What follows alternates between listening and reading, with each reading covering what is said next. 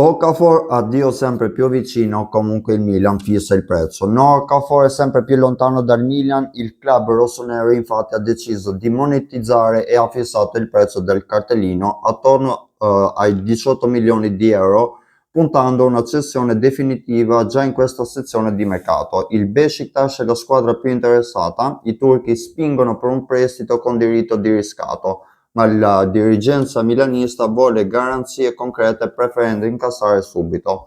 Intanto resta vigile anche Fenerbahce dall'altra parte, mentre Okafor ha già rifiutato le corti del Flamengo. Per l'attaccante svizzero la Turchia rappresenta la destinazione più probabile, con il Milan pronto a liberare spazio, salari e investire su altri obiettivi.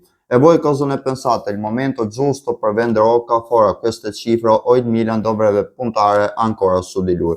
Seguite, commentate la vostra opinione e condividete di più.